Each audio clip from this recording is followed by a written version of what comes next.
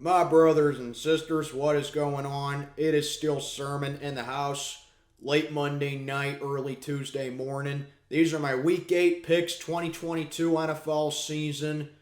And I gotta say, lucky number 7 indeed. My best week of the season so far, 11-3. And don't look now, but I'm second place in my division as far as the tournament goes. I'm separated by a game.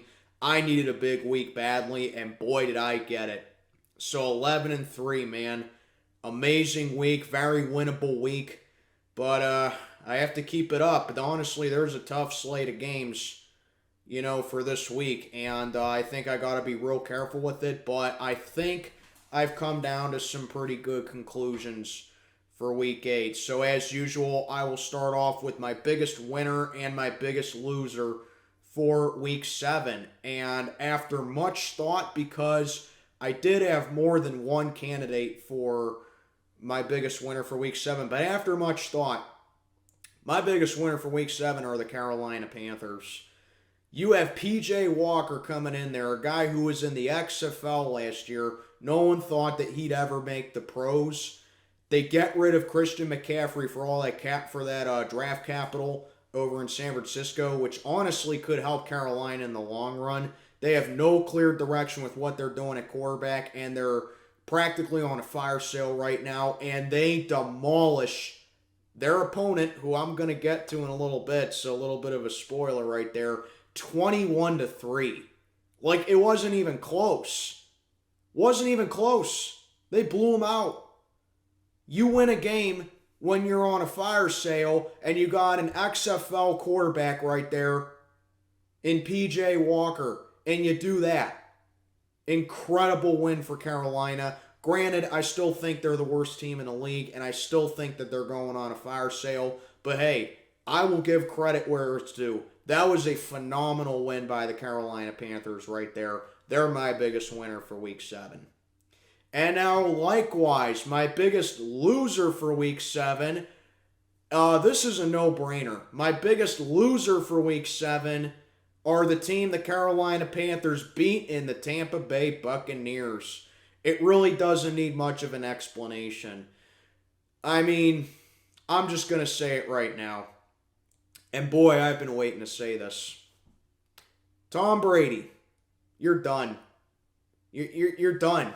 I mean, what do the Brady fangirls got to say now? You're done. Because the narrative that I kept getting is that, well, Tom Brady gets better with age. Tom Brady can play till he's 50. And now all of a sudden he's too old? All of a sudden he should have stayed retired? I mean, look, I didn't want to jump on that because in the past, whenever people doubted Brady, he would have a game where he would light up the stat sheet and he would look like himself. He ain't doing that no more. He's missing guys. He doesn't game plan well. He just doesn't look like himself. Mike Evans drops the easiest touchdown reception of all time, too, by the way. Makes me feel a little bit more, should I say, relieved that we're not the only team that can drop easy passes. But yeah, Tampa Bay gets blown out 21-3. And I just got to say this about Brady. Who the hell is this guy to be coming on here and unretire? I mean, for real, Tom. You're the greatest quarterback to ever set foot on the field. You've broken and or set just about every single record by a quarterback in NFL history.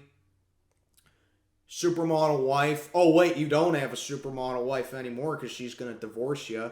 But you had a supermodel wife. You got kids, nice house, and that ain't enough for you. I mean, this guy makes more money in like a single hour on the field than I'm ever going to make in my entire life. And that ain't enough for him? How freaking spoiled do you have to be to have that? How selfish of a football player do you have to be to do that? Look, Tom, you're the greatest quarterback to ever set foot on the field, and you're a guaranteed first ballot Hall of Famer. Now piss off. You're done. And you're by far the biggest loser for week 7. Maybe even the biggest loser of the season. You lose to an XFL quarterback. You love to see it, man. You love to see him unretiring just blow up right in front of his face, both on and off the field. That's right. Brady may be an absolute winner on the field, but he is a complete loser off the field. I don't give a damn how much money he has. Like I said, guaranteed first ballot Hall of Famer, greatest to ever play, but piss off, man. You're not good anymore. Anyway, those are my biggest winners and losers for week 7. As always, let me know what you think of the tournament. I keep reminding, even though I sound like a broken record saying it, the only scores that you need, the only games you need score predictions for now are your spread picks. Other than that, you don't gotta give a score prediction. So, yeah, man, let's get on to it. These are my week 8 picks, 2022 NFL season. Let's get on to it. And speaking of Tom Brady, we have the Thursday night game to start things off between the Baltimore Ravens and the Tampa Bay Bucs down in St. Petersburg, as the Ravens coming off a very controversial win over the Browns, and they're 4-3, leading that absolute joke of a division in the AFC North, while the Tampa Bay Bucs are 3-4, 2 straight L's. I mean, it's bad enough they lost to us when we were missing like half our defense, including all of our secondary, but now you lose to an XFL quarterback. Tampa Bay, man, you're in trouble. Plain and simple. You guys are in trouble. I mean, how do you go from being a juggernaut to just looking like a mediocre team like overnight? You know? And even before that, when Tampa was 3-1, 3-2, whatever their record was, even before that, Tampa Bay didn't look all that good. They were a defensive team. Their offense hasn't clicked all season. And they have more than enough talent to be a top offensive team in the league. And I'm just going to say this with the Baltimore Ravens. They're not that good. I mean, they're 4-3, but they're honestly not that good. Just think about how they could be 7-0 if they learned how to close out a game, if they didn't blow a lead. That's just what the Ravens are. They're a very undisciplined team. They really don't know how to close out a game. And while I do think that Cade York probably would not have made that field goal had the refs called offsides on the Ravens or not called a false start on the Browns. That was an absolutely terrible call, no matter how you look at it. The fact of the matter is, the Ravens are just a very undisciplined team, and I'm saying it, you're not going to win many games when you fail to close out a game like that. Baltimore did everything they could to lose that game to Cleveland. The Browns gave them chance after chance after chance to lose that game, but, you know, the Browns, like us, they're a losing team. Losing teams find ways to lose games. Plain and simple.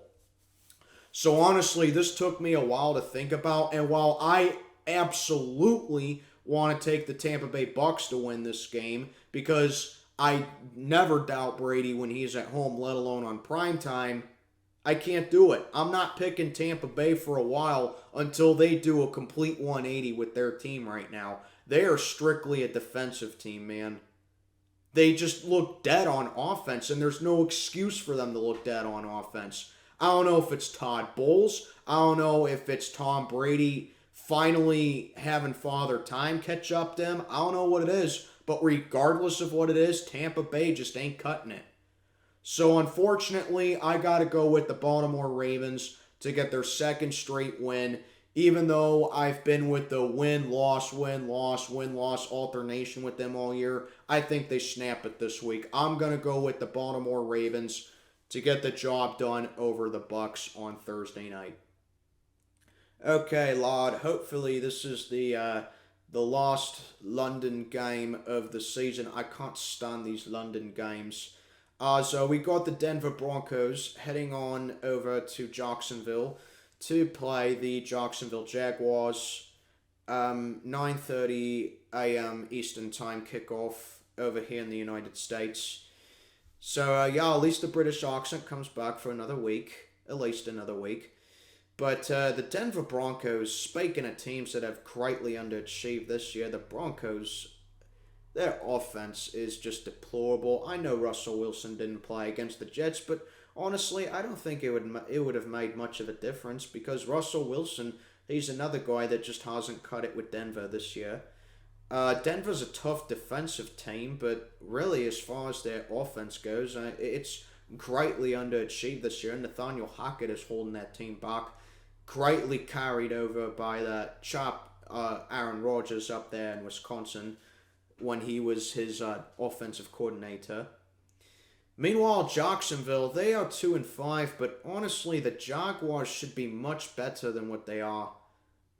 Jacksonville, they've played incredibly tough this year with the exception of a couple of games, but I see a Jacksonville team that's young, that's going to develop, and that's going to be better as far as their growing pains go. Trevor Lawrence, he has won my respect. I thought he played incredibly well against the New York Giants this past week, despite the fact that the Jaguars came up short, but overall, I do like the direction that the Jaguars are headed, especially on defense. And with how deplorable Denver's offense has been this year, I am actually going to go with the Jacksonville Jaguars to snap their losing streak here and finally get to dub and drop Denver's losing streak to continue. I'm going to go with the Jaguars to get the job done over the Denver Broncos, and hopefully I don't have to talk in this accent anymore. Alright, going back to my normal voice. I have been dreading this game for a long, long time. My matchup here, Pittsburgh Steelers, Philadelphia Eagles, Lincoln Financial Field. It's like a death sentence, isn't it? We're 2-5, inexcusable loss to the Dolphins. We had so many chances to win that game, and we blew it. Everything from the dropped interceptions, the god-awful play calling, Kenny Pickett's interception at the end of the game that put a bow on it pretty much. It's just everything that went wrong for us went wrong. And that's why we're 2-5. Meanwhile, the Philadelphia Eagles, coming off a bye week, they're 6-0. They're 6-0. I mean, I don't really know what else to say. They're getting it. They're like the total opposite of us right now. Aside from playing on the opposite side of the state of Pennsylvania, they are the complete opposite of us. They find ways to win. They are competent with their play calling. They are getting the most out of their players. They are being constructive with their offense. Their defense doesn't have a single flaw in it whatsoever. Our defense, very inconsistent. Even with TJ Watt in the mix, it's very inconsistent. There are times where the defense looks like it can be top 10 in the league. And then there are times where it looks like it should be a college defense. And I tried to give Terrell Austin some credit, and I tried to make it seem like, Brian Flores is a real good whisperer to him, and I think that he's going to alleviate some of the pressure off of him, so it's not a complete failure of an in-house promotion for us as much as I'm against them. But I see no improvement. And I'm tired of people going like it's because we don't have TJ Watt. This team had 4 interceptions in the palm of their hand, literally in the palm of their hand. And they couldn't hang on to them. You don't have to sack the quarterback to cause pressure. Okay? And I saw no pressure at all on Sunday night. They were just taking their sweet time, playing soft zone defense practically the entire game. And I get that it's mostly because Tomlin doesn't trust our secondary to keep up with the speed of Tyreek Hill and Jalen Waddle, But here's the thing with soft zone defense. If you're going to play zone defense, you got to have some pressure in the pocket. And there was none of it. It's just, what are we doing defensively? I just don't get it. I'm not going to kill Kenny Pickett for the 3 picks because honestly, 2 of them are hardly his fault. Because Chase Claypool tripped on his own 2 feet. There was an article that came out that said that they got away with defensive pass interference. Looking at it, I don't know if you can constitute that as defensive pass interference. But I guess, if that's what they're saying, then so be it. But me personally, I just think Chase tripped. Second one shouldn't have even happened. The illegal shift took away a 3rd and 1 conversion first down that Kenny Pickett got in his own on a QB sneak. And then the very next play, Dan Moore just, I've run out of expletives for that guy. Dude holds all the frickin' time. And then the next play, Kenny Pickett throws the pick. Yeah, it was a bad pick by Kenny Pickett, but it shouldn't have happened because of our trash offensive line that can't get out of their own way. But let me say this. The last time the Steelers won in Philadelphia, none of us watching this video were born. The last time the Steelers won in Philadelphia, my parents were both toddlers. The last time the Steelers won in Philadelphia, the Beatles were up and coming. The Rolling Stones were the top rock band in the world the last time the Steelers won in Philadelphia. And the last time the Steelers won in Philadelphia, LBJ, that stands for Lyndon Baines Johnson for all you Gen Zers that think it stands for LeBron James, but LBJ was being reinaugurated as president back in 1965. That's right. It's been 57 years since the Steelers won in Philadelphia. And you may as well make it at least 59 years. Because the next time we go to Philly, it'll be 2024. I don't know. Maybe we'll be a better team by then. Maybe we'll be, more competitive by then. Maybe the rebuild will be almost done by then. Maybe Philly will be a little bit worse and more beatable by then. Who knows? But, yeah. Hate to say it, but this is my lock of the week. I just don't see how we get it done. I think literally the only way we win this game is if it's by default. Like if the Eagles team bus just breaks down or something. I don't see how we win this game. I don't care who we don't have. I don't care who's not going to be playing this game. It doesn't matter. When this team was solid back in 2016 with the best offense in the league, we got blown the hell out by the Eagles 34-3 in Philly. Steelers won the Super Bowl in 2008. One of our losses that year, we took an L to the Eagles in Philly. 2000, lost to them in Philly, I believe. Or no, wait, they beat us in Pittsburgh. 08 was the first time in my fandom that we lost to the Eagles in Philly. You get the point. We never win in Philly. We just never win there. I don't know what it is, but we never win there. You thought the Philly flu for the Penguins was bad when they went 15 consecutive years of not beating the Flyers in Philly from 74 to 89. You thought that was bad? This right here makes that just look like a bad day. We have tripled that. We've almost quadrupled that. It was just 15 years for the Pens. It's been almost 60 for the Steelers. We've almost quadrupled that. I just don't see how we get it done. And I hate to do this to my team because I hate sitting down here and talking about it like my team like this. because I believe that we can win every game, but how am I supposed to have any optimism or any expectations of this team when when nothing changes? Nothing. That's the problem. Nothing changes. Anyway, I'll have more of it in my preview. Hope to have that out by Thursday or Friday. But this is an easy one. Eagles just win this one. I hate to say it. Eagles win. All right, next up, we got an absolute dumpster bowl coming up. My toilet bowl of the week. Carolina Panthers and the Atlanta Falcons. This one is in Atlanta. Well, the Panthers, they had a very impressive win over Tampa Bay, but they are still probably the worst team in the league.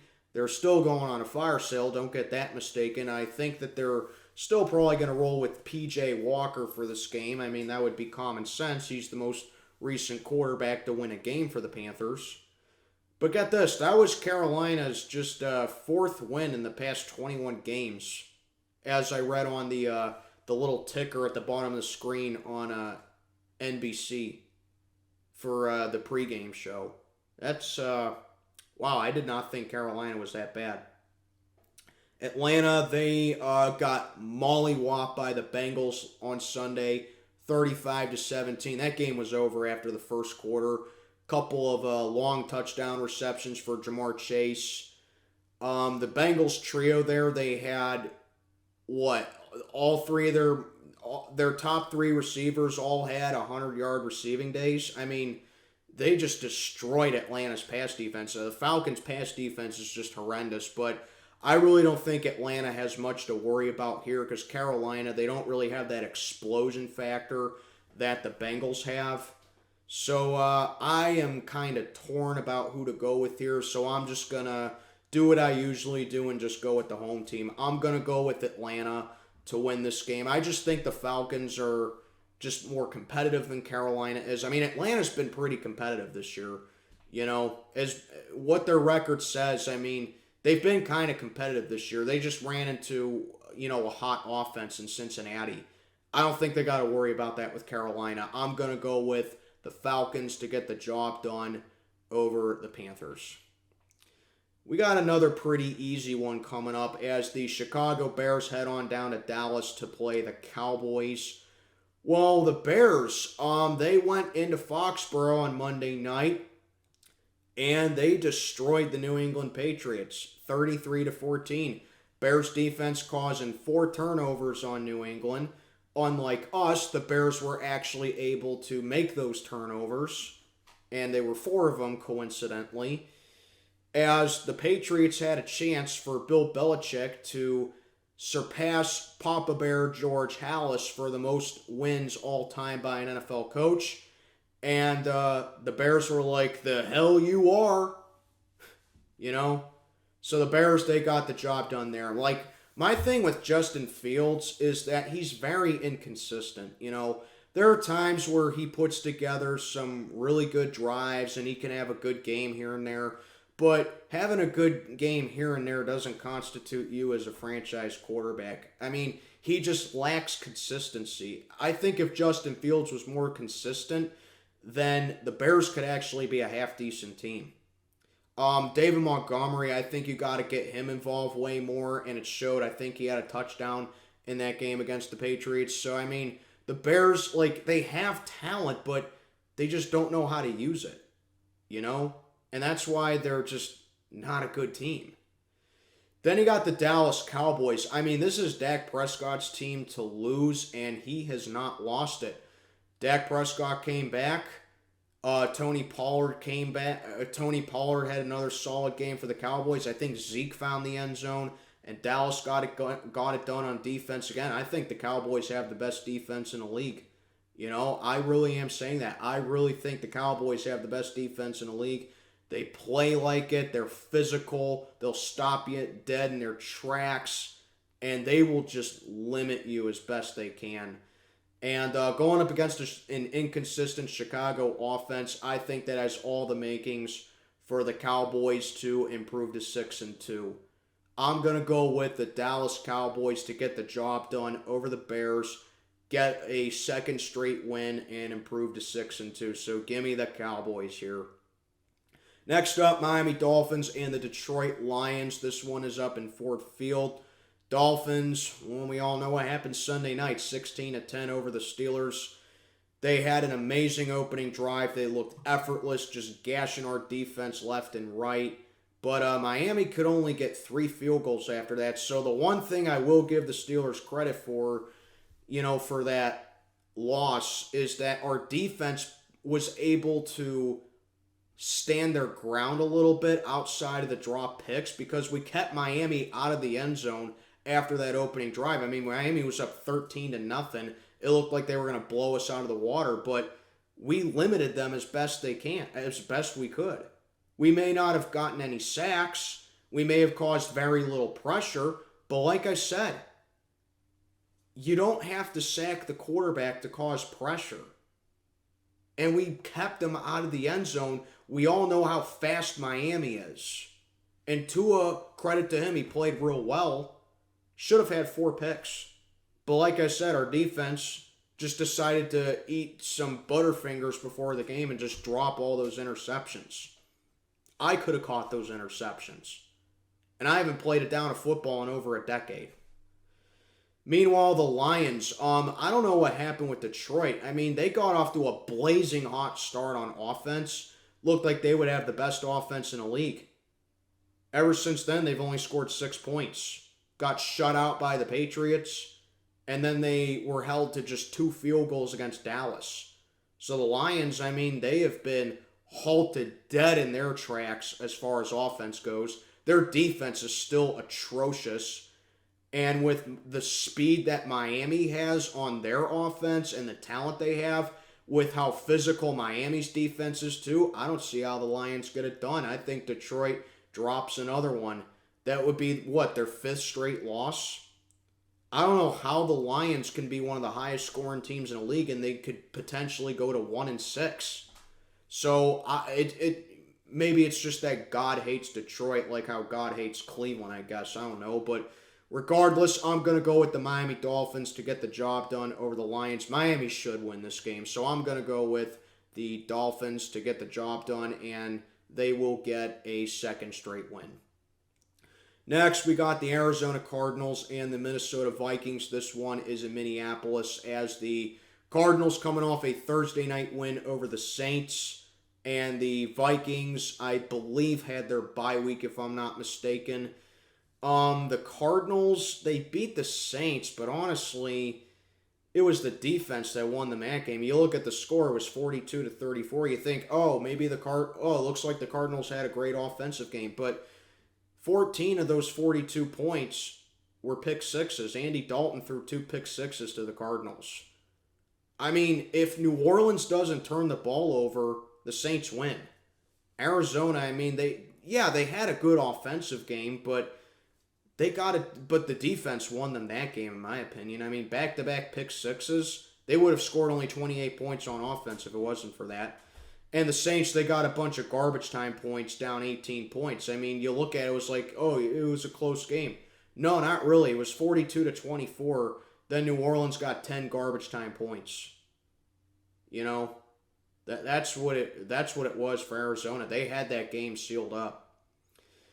Minnesota, they are quietly a really good team. I think the Vikings are to not be underestimated with. I think that they honestly have the NFC North to lose. I mean, that's usually the Packers division, let's be honest, but Green Bay has sucked this year, and Minnesota has taken full advantage of it. They are playing really well right now. Justin Jefferson, absolute monster. KJ Osborne, one of the biggest X factors in the league. Dalvin Cook is deadly when he's healthy. And I think Kirk Cousins is actually doing pretty okay this year so far. So even though I do think the Cardinals will make it close, I am going to go with the Vikings to keep it rolling here. I like how the Vikings are playing. I just think that their offense is going to be too much for Arizona's defense. The Cardinals really don't have that good of a defense. It's just that Andy Dalton never wins big on primetime. And I just think he's going up against a better team here in the Vikings. I'm going to go with the Minnesota Vikings to get the job done here. This one was a little bit of a tricky one, actually. We got the Las Vegas Raiders at the New Orleans Saints. This one is down in the Superdome as the Raiders coming off by far their most complete game of the year, a 38-20 win over the Texans. Josh Jacobs is an absolute monster. See what happens, Vegas? You see what happens when you just feed the guy 20 plus times a game. Good things happen. Another 100-yard plus rushing day for Josh Jacobs. This guy is an absolute monster, and Vegas needs to use him more. Devontae Adams, another solid day for him. Vegas just clicked on all cylinders. They got off to a little bit of a slow start against the Texans, but they scored 21 straight points against Houston, and then it was game over. By far their most complete game. That's what I mean when I say the Raiders are too good to have the record that they have. I mean, they're 2-4. They should be at least 4-2. Their record should be flipped over. They should be 4-2. You know, if they don't blow that lead against Arizona and the refs don't screw them over against Kansas City, Vegas is 4-2. Plain and simple. And they honestly should have beat the Chargers in week 1. You know, Vegas could be 5-1. They're like the best worst team in the league, you know? But yeah, that's the Raiders right now. The Saints, they're just not a good team. However, New Orleans is kind of tricky this year because the exact opposite of what I expected from them is happening. I thought the Saints would have a top 5 defense this year. Their defense has been a major letdown, but their offense is surprisingly playing really well. And I did not expect much from the Saints offensively this year. So the Saints did a complete 180 this year with what I expected that they were going to be. So that's why this is a tricky one. I don't trust Vegas's defense a whole lot.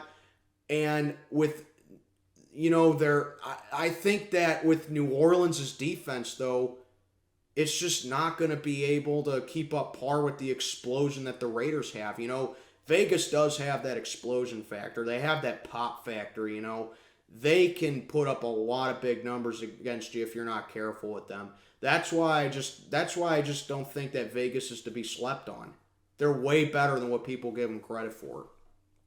So honestly, I think this has all the makings to be a shootout just because both defenses just can't get out of their own way. But to me, it comes down to who has a more developed offense, and right now, I think it's the Vegas Raiders. I'm going to go with the Raiders to go down in New Orleans and get their second straight dub. And, you know, I think that these next 2 weeks are going to be like the turning point for Vegas. It's just what the doctor ordered for them to save their season. I'm going to go with the Raiders to get the job done over the Saints. Next at bat, New England Patriots and the New York Jets. This one is in MetLife. Patriots got absolutely creamed at home by the Bears, 33-14. Mac Jones started that game for the Patriots. Then he got taken out. Bailey Zappi comes in. Patriots score 14 straight points. Then the Bears score 23 unanswered points to close out the game. And the Patriots were a little turnover happy in that game as well. They turned the ball over 4 times. And New England, honestly, I don't really care who their starter is right now. They're just not a good team. Their defense got destroyed tonight. Their offense was just so bulimic. And the Patriots, I mean, they're just not a good team. They're the worst team in the AFC East. And that's funny because usually I say that about their opponent in the New York Jets. But the Jets are far from the worst team in the AFC East this year. As a matter of fact, I think the Jets have a good chance of catching the Bills in the AFC East. I don't think they will, but give it some time. I think the Jets could really give the Bills some problems, you know?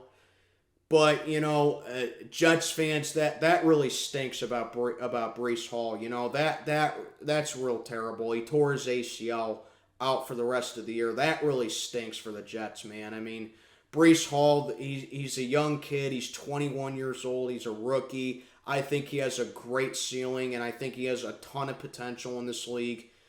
And for him to suffer an ACL like that, I mean, ACLs are always devastating, and they're very tough to come back from. So, man, I'm sorry, Jets fans. That stinks. But, I like that you got James Robinson for this game. I think maybe he can provide a little bit of relief for the Jets. But, yeah, Breece Hall, I wish him well. I wish him a recovery, and hopefully next year he can take the field and he can come back stronger and he can continue his pursuit. I really like Breece Hall. But honestly, with or without Breece Hall, I think the Jets are actually good enough to beat the Patriots. Robert Saleh, I think he's doing a phenomenal job over there in Jersey. He is really toughing these guys up mentally. And that's just something that the Jets have really lacked over the last half decade. They are a mentally tough team. They will give you 60 minutes of football. Zach Wilson, I've seen that guy transform overnight from a guy that was, going to be like another cast-off for the Jets to looking like a capable starter in this league, a very underrated starting quarterback in this league. The Jets have done a phenomenal job so far this year. And I know they have a crazy losing streak against New England. And honestly, to me, the fact that the Patriots are favored in this game is an absolute joke. So with that, I'm going to go with the Jets here. I think that, honestly, I can't call this an upset, really, because I just think the Jets are better than the Patriots right now. I think coming into this particular game here, the Jets are the better team. So even though New England is, I would pick, if I wanted to go upset for this game, I would pick New England. But I'm going to go with the Jets for this one simply because I just think they're better than New England is right now and they're due to beat them. Robert Saleh, like I said, he's mentally toughing these guys up. He's saying to these guys, okay, we've lost X amount of games in a row to the Patriots. They don't have Tom Brady anymore. They're having quarterback problems. We're going to punch these guys right in the gut and we're never going to look back. That's the kind of guy that Robert Saleh is. And he's done a great job over there in Jersey with the Jets. I'm going with the New York Jets to beat the Patriots here. All right, kicking off the later slate of games on Sunday, we got the Tennessee Titans and the Houston Texans down in Houston, as the Titans are coming off a win over the Colts. They have won 5 in a row over Indy. They sweep them for the second consecutive season. But my problem with Tennessee, it just remains the same with them. They struggle on closing out games. I know they won by pretty much 2 scores, but they had a 2-score lead. They let it get away again, and they could only kick a couple field goals after that. I think the Colts had a really good chance of winning that game. If it wasn't for that pick 6 that the Titans had against the Colts, I think Indy could have beaten them. But, like I said, mediocre teams, they are not clutch, and they just find ways to lose games. That's all there is to it. Titans, I don't think they're really great. I don't really think that they're a force to be reckoned with. But they're good enough to be in the playoffs just because the division they play in is incredibly weak. And that's just why Tennessee is good. Then you got the Houston Texans. Houston is one of the worst teams in the league. They are by far the worst team in the AFC this year. I don't think Tennessee should have any problem in this one. If the Titans have a chore against the Texans, then I think Titans fans should be really concerned. But I'm going to go with the Titans to get the job done here over the Texans. Next, speaking of the Titans, we got the team that they beat, which was the Indianapolis Colts, as they head on home to play the Washington Commanders, as Washington's coming off a surprising win over Green Bay. Taylor Heineke, I think that he gives Washington the best chance at winning, and it is shown. Washington just looks like a more established team when he's under center. They play with more confidence when he's under center, and quite honestly, I just think Washington should just go with him the rest of the season if they're to save their season at all. Defense has still been kind of a letdown for Washington, but I think that they have a rhythm and sync when it comes to Taylor Heineke, especially with Terry McLaurin right there. That's an underrated duo right there if they can be more consistent. Indianapolis Colts, they're in trouble. I mean, they're having quarterback issues of their own, and so much so that they have announced that they're benching Matt Ryan for this game for some quarterback who I've never even heard of. It must be real bad over there in Indianapolis if they've lost hope in Matt Ryan. I lost hope in Matt Ryan like 3 years ago. I've been saying for like 3 years now that this guy needs to retire. And it's showing every single week. A pick six against Tennessee like that, Matt Ryan's done. All there is to it. So I was kind of torn with this one. Most instances, I go home team when I'm unsure of who to pick. But I need an upset pick for this week. And I think I just found it. That's right. I'm going with the Washington Commanders to get the job done over the Colts. I think that benching Matt Ryan is just going to mess with Indy, mentally. And I think that, like I said, Taylor Heineke, he gives Washington the best chance at winning. They play better with him. They just look like a different team with him. And I think that Washington is going to carry that momentum, that feel-good win they had against Green Bay. Like, if they can beat Aaron Rodgers and the Packers, they can beat this Colts team. Jonathan Taylor's been like a non-factor for Indy this year. He's been one of the biggest disappointments of the season so far. So I'm going to go with the Washington Commanders to get the job done over the Colts and get them to 500. That NFC East just keeps on getting tougher. I'm going to go Washington here. Then we got the second matchup of the rematch of the NFC Championship last year. And one of my favorite rivalries in the NFL, honestly. San Francisco 49ers and the LA Rams in LA. I always get a kick out of this. This is actually one of my favorite rivalries. 49ers and the Rams.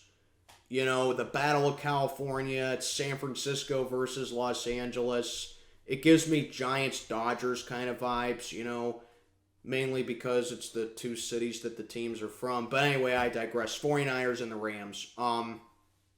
San Francisco coming off a shellacking at home at the hands of Kansas City. Another rematch, which was a rematch of Super Bowl 54. As the 49ers are sitting at 3-4. It was Christian McCaffrey's first game with the 49ers. Didn't make much of an impact, but I can forgive that a little bit because, the flight on over to San Francisco, he had little time to prepare with them. Now he has a full week to prepare with San Francisco. So I think that CMC is going to be more developed here. But my thing with that trade, it's high risk, high reward for the 49ers. Christian McCaffrey is a very talented running back, and he is a really good running back. But, number one, I think the 49ers gave up too much for him. And number two, Christian McCaffrey is very injury prone. And going on a team that can't keep their own players healthy, it's high risk, high reward for the 49ers. But it'll be worth it if Christian McCaffrey can stay on the field. And that's a big if. Other than that, Deebo Samuel's still a stud. George Kittle just carries this offense. 49ers, they should be a decent team, all things considered, but it's just that they've kind of underachieved this year. But they have not underachieved as greatly as the Rams have, the defending Super Bowl champions. LA is just so bad this year. They have just been dead on offense. Their defense has been especially bad this year. And now they're going up against their personal kryptonite in the 49ers. 49ers have won 7 straight regular season games over these guys, I think. And Kyle Shanahan just has like a mental block on the Rams. I think he's, 7-1, 8-1 in his career against the Rams as the 49ers coach. Now, granted, his only loss to the Rams was the NFC Championship last year, but still, Kyle Shanahan has just owned the Rams. Matthew Stafford can never beat these kind of strong defensive teams here. And if you want any hard proof, just look at the Monday night game between these two. That pick six that pick six that the 49ers had. I know who it was by. I still have trouble pronouncing his name, but I know who it was for the 49ers. It was the safety that keeps getting the Polamalu comparisons. I'll figure out how to say his name eventually, but I know who it was for the 49ers. But anyway, like I said, this is the worst possible matchup for the Rams. They can't stop the run game. 49ers are a run-happy team. Their defense has just, like I said, their defense has just been abused. They got to cover guys like George Kittle and Deebo Samuel, who are just revolutionary for the San Francisco offense. And Matthew Stafford does terrible against strong defensive teams and pass rushes. Unfortunately for him, 49ers just happen to have one of the best pass rushes in the league. So guess what, guys? I'm going to say the 49ers continue their ownage of the Rams. Until the Rams show me that they can get some consistency going this year, and until they show me that they can beat the 49ers, I'm going to pick San Francisco to beat them every single time. You know?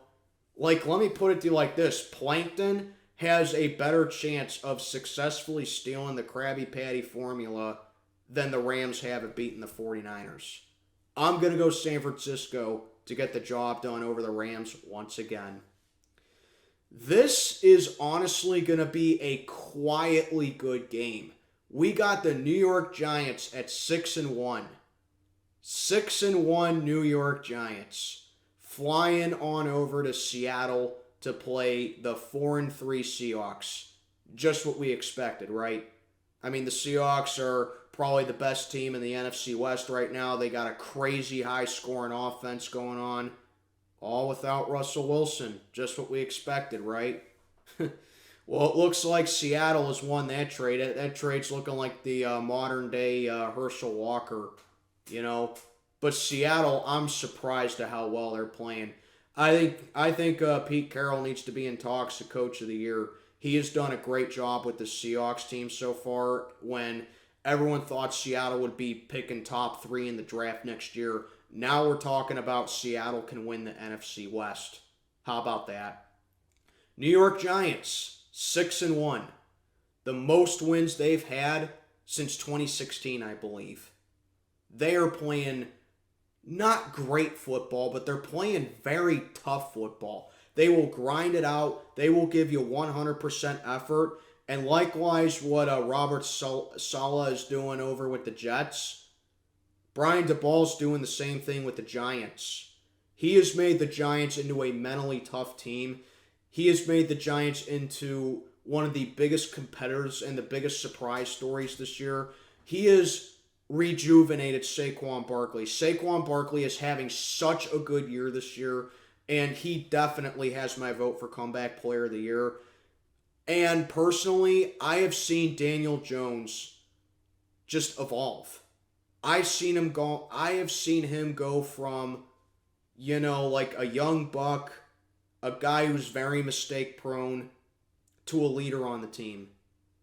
When he chewed out his wide receiver for not making a big catch, that right there shows me Daniel Jones has what it takes to be a starter in this league. And he honestly has what it takes of being a leader for this team. You don't see that often anymore. I think Daniel Jones has a resurgence. I think Daniel Jones is a capable starter. And I think Giants fans are rightfully excited with it. However, I will say this with the Giants.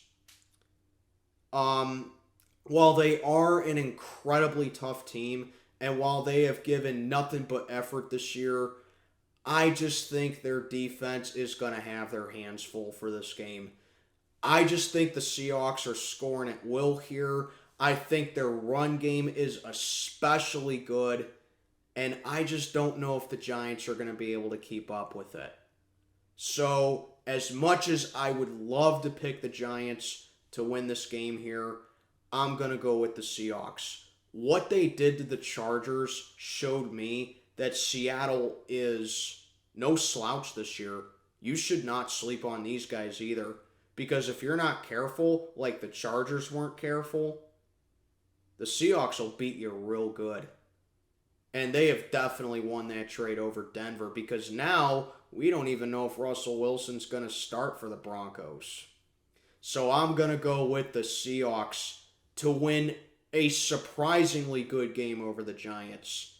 Give me the Seahawks to beat the Giants. Then we got Sunday Night Football. Check your local listings. As we got the Green Bay Packers and the Buffalo Bills in Buffalo. This should have been Super Bowl 55 a couple years ago. Less than 2 years ago to be exact. But now it's looking like one of the biggest laughers of the season. The Green Bay Packers are absolutely garbage this year. Aaron Rodgers has not played well. The receivers have not stepped up. I know they're missing Devontae Adams. But you think at least someone on that receiving core would step up to the reins and be like, I'm going to be your number one guy, Aaron. I'm going to go ahead and make a statement for you. But none of that's happened. Green Bay's a one-dimensional team now. When they don't run the ball, they're going to lose. Green Bay just is not running the ball for whatever reason.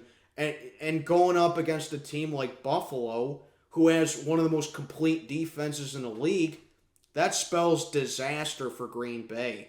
The Bills are coming off a bye too. They are scolding hot right now. They look like, I believe they're the best team in the AFC.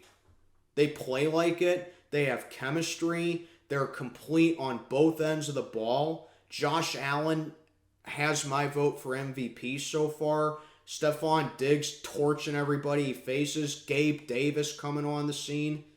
There is a lot to love with this Buffalo Bills team. And I just think it's two teams that are headed in completely opposite directions. So, Steelers-Eagles, this was another strong candidate for lock of the week. But I'll put it like this. Steelers-Eagles is my lock of the week. Green Bay-Buffalo is my spread of the week, and boy, do I got Buffalo winning big. I don't think this game will be close at all. Green Bay, they are just playing so bad. Buffalo is just playing so well. Yeah, do the arithmetic. Not much needs to be said. Buffalo wins handily, 45-10. Give me the Bills all over the Packers. Wrapping up Week 8, we got Monday Night Football in Cleveland as the Cincinnati Bengals head on over to Cleveland to play the Browns. We got the Battle of PA, and then we got the Battle of Ohio. So the Bengals coming off a win over the Falcons. Joe Burrow went off throwing over 400 yards. The wide receiver triplets, as I said, productive day. I think all of them had over 100 yards receiving. And the Bengals absolutely murdered Atlanta 35-17. That game was over after the first quarter, like I said.